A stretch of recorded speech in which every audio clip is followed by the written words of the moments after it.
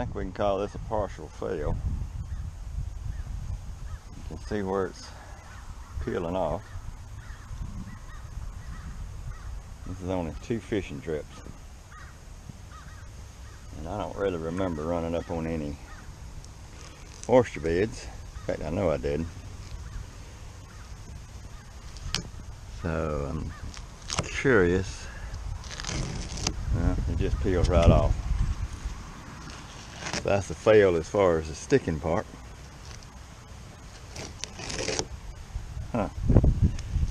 I'm really surprised. It's 2 layers. Once you peel it off, it doesn't feel as thick as it does when it's on there. Because with it on there, it feels nice and thick and strong. But,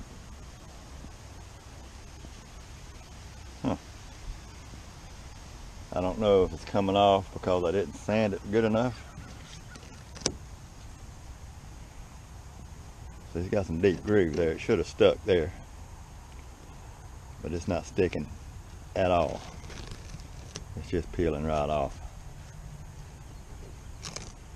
Yeah, I thought about going and getting another can and re-sanding it and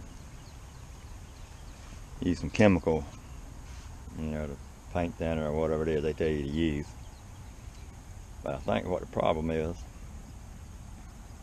the fact I'm trying to stick it on this plastic.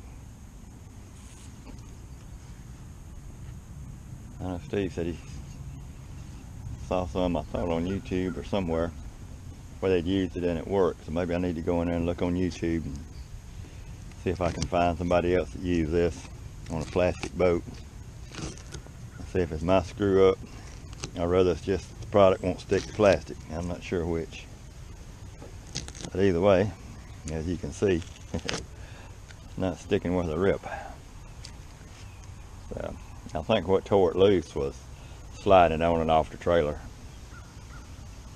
I got the trailer sitting over here in my shed. I pulled the carpet off because with the carpet on it I couldn't budge it. So I'm going to take my belt sander, clean this off, and paint it. And I might get some of those nylon strips to make it slide up and down on there, so that might help. But I believe the way this stuff is looking, it's just not going to stand up to the oyster beds either. There it is here. It's coming right up.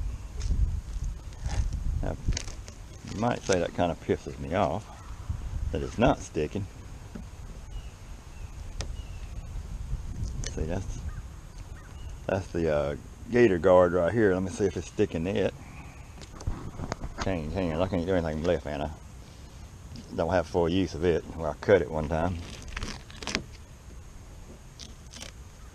Now it's pulling right off of the fiberglass also.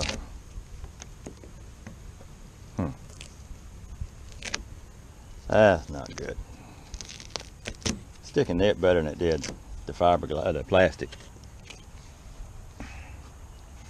Instead of sitting here trying to peel all that off, I'm just gonna let it come off by itself. But I don't think I'll try to do it again. I don't know. Like I said, I have to check and see it. This just doesn't look like it's going to be worth the $25 it's cost me to buy another can of it. I just have to pay more attention to where I'm running. Try not to run up on those oyster beds so bad. But the water's been so muddy and cloudy since all the hurricanes and the rain we've had here in South Carolina till just this last trip, the day before yesterday. The water seemed like it was starting to clear up just a little bit. And I could actually see under the water for about a foot almost in some areas. Most of it I couldn't, but maybe with the cold water it'll get some of the bacteria out of the water too. But I still got to work on my trailer, so I still got to sand that floor and paint it so this will slide up and down on there whether I have this on it or not. So I'm gonna call it a fail right now, even if it was my fault. But by it not sticking to this gator guard, the fiberglass part, not much better than it did to the plastic itself. So I don't know. See, it's just peeling off all of it.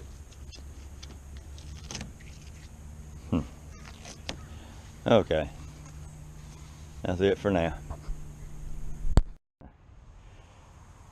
Little chisel and scraped off all the carpet remnants on here. Brought out the big guns. Got my belt sander with some 60 grit paper on it.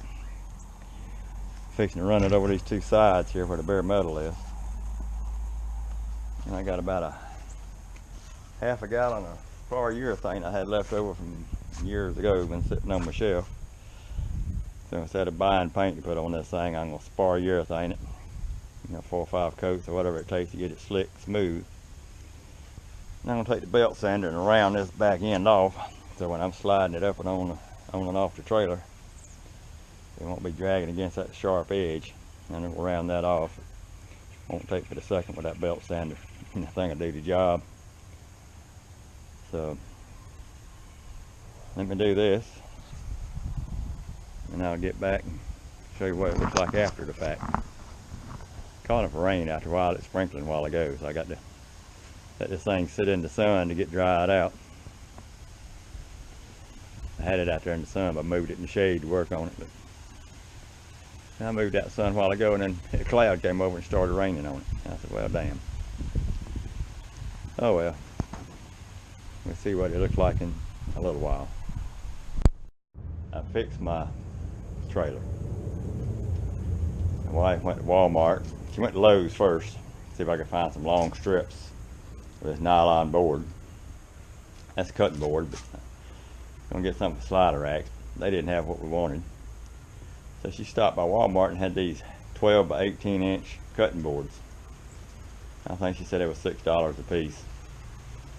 So I bought 6 of them, 3 for each side. They're just the right width.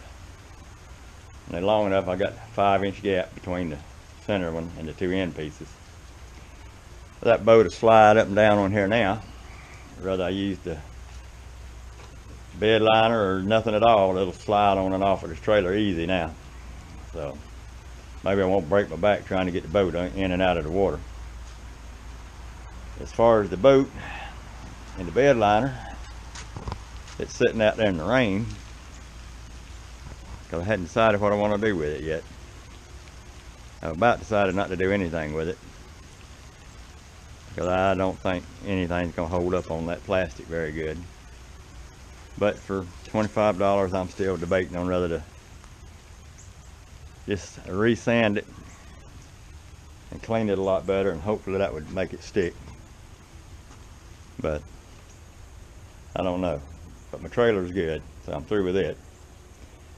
I sanded the, when I took the carpet off, I sanded that down, put a big thick coat of spar urethane on it, clear, and let it dry up enough to screw these pieces here down. I got 4 stainless steel recessed screws in each piece, so that should be plenty to hold it in place. No more weight and all, because it's just going to be sliding on it. The stainless steel should hold up to the saltwater environment pretty good. We'll find out after a couple of weeks, I guess, how good that stainless steel is. Now, a lot of stuff says it's stainless steel, and it's got just enough stainless steel in it that they can call it a stainless steel. That's reading your refrigerators. Well, a magnet will stick to them. Good quality stainless steel, a magnet won't stick to it. So that'll tell you something. If you want to know how good your stainless steel is, just see if a magnet will stick to it. If it does, it's got just enough stainless steel in it so they can call it stainless steel, and it's going to probably rust with you. That's why some of you stainless steel cheap knives will rust after a while. Oh well, so much for all the running my mouth.